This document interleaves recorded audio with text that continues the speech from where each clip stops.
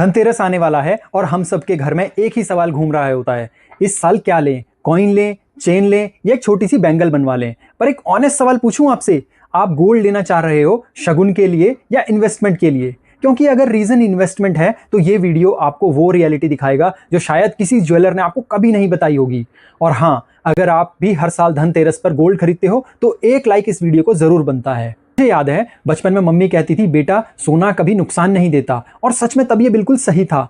तब के ज़माने में म्यूचुअल फंड्स, SIPs या डिजिटल गोल्ड जैसे ऑप्शन होते ही नहीं थे। लोगों के पास सिर्फ एक ही ऑप्शन सेफ था, जो कि था फिजिकल गोल्ड। उस टाइम गोल्ड सिर्फ मेटल नहीं था, एक सिक्योरिटी फीलिंग था। पर अब टाइम बदल गया है और अगर हम अपनी थिंकिंग नहीं बदले तो गोल्ड आज भी हमें सेफ लगेगा, पर रिटर्न वाइज हम पीछे रह जाएंगे। आप वीडियो को एंड तक जरूर देखो, क्योंकि आगे मैं एक सिंपल रियल लाइफ एक कंपैरिजन दिखाने वाला हूं, जिसमें आप खुद डिसाइड करोगे कि गोल्ड ज्वेलरी लेना स्मार्ट है या एक ट्रैप है। चलिए एक एग्जांपल लेते हैं। आपने धनतेरस पे 1 लाख रुपए का ज्वेलरी खरीदा। अब देखो इसका ब्रेकडाउन बताता हूं। 12% इसमें लग गए मेकिंग चार्जेस, 3% लग गए GST, और रीसेल के टाइम पर ज्वेलर ने 8 से 10% का कट कर लिया। मतलब 1 लाख रुपए इन्वेस्ट करके आपका गोल्ड स्टार्ट होता है सिर्फ 82,000 रुपीज से। बस सोचो, क्या कोई भी इन्वेस्टमेंट ऐसे माइनस में स्टार्ट करनी चाहिए आपको? यानी गोल्ड लेना एक इमोशन है, इन्वेस्टमेंट नहीं है बिल्कुल भी। और अगर आप भी एग्री करते हो तो कमेंट में लिखो, इमोशन नॉट इन्वेस्टमेंट। अब ये मत समझना कि मैं ज्वेलरी खरीदने से मना कर रहा हूं। अपने लिए लो, माँ को गिफ्ट करो, शादी के लिए लो, और जहां जरूरत हो वहीं लो। पर जब बात रिटर्न्स की आए तब दिल नहीं दिमाग लगाओ, क्योंकि धनतेरस का असली अर्थ है वेल्थ बनाना, ना कि बस गोल्ड इकट्ठा करना।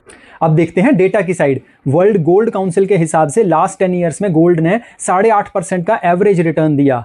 लेकिन अगर आपने सेम गोल्ड में SIP के थ्रू गोल्ड म्यूचुअल फंड में इन्वेस्ट किया होता तो कंपाउंडेड एनुअल ग्रोथ रेट होता 9.3% तक पहुंच जाता ये।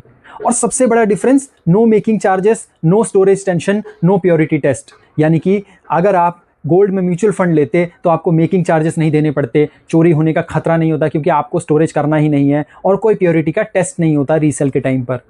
और सबसे बड़ी बात, आप इसे 100 रुपए से भी स्टार्ट कर सकते हो। देखो, यही तो स्मार्ट इन्वेस्टिंग है, जहां ट्रेडिशन और टेक्नोलॉजी दोनों का बैलेंस है। वैसे कमेंट में लिख के बताओ, आप अभी तक ज्वेलरी खरीदते हो या डिजिटल गोल्ड आपने ट्राई किया है कभी? 2020 याद है आपको? मार्केट 35% तक डाउन गया था, सब स्टॉक्स क्रैश हो गए थे, लेकिन गोल्ड 28% ऊपर गया उस टाइम। यही गोल्ड का मैजिक है, जब दुनिया गिरती है ये संभाल लेता है। इसीलिए हर इन्वेस्टर को अपने पोर्टफोलियो में 5 से 10% गोल्ड एलोकेशन जरूर रखना चाहिए। देखो ये चार्ट, ये वही दिखाता है जो इन्वेस्टर्स रियल में फील करते हैं। हमारे पेरेंट्स के टाइम में डिजिटल ऑप्शन नहीं थे, इसीलिए उन्होंने जो किया वो बिल्कुल सही था। पर हमारे टाइम में अगर हम सेम गलती करते हैं तो वो इमोशन नहीं, इग्नोरेंस है।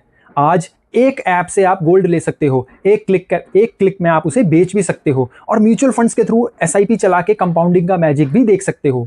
सोना वही, बट सिस्टम नया। यानी कि आपको गोल्ड फिजिकली लेने की जरूरत नहीं है आज के टाइम में, अगर आपको जरूरत नहीं है तो।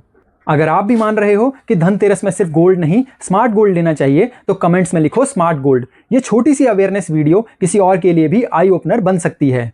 तो इस धनतेरस ज्वेलरी लो अगर जरूरत है, पर इन्वेस्टमेंट के लिए डिजिटल गोल्ड या गोल्ड म्यूचुअल फंड ही चूज करो, क्योंकि ट्रेडिशन और ग्रोथ दोनों इंपॉर्टेंट है। मैं हूं अनीश और मेरा मिशन है फाइनेंशियल अवेयरनेस हर घर तक पहुंचाना। अगर आप भी चाहते हो अपना पैसा सही जगह काम करे तो जुड़ जाओ मेरे साथ। Subscribe my channel, grow with me. Thank you.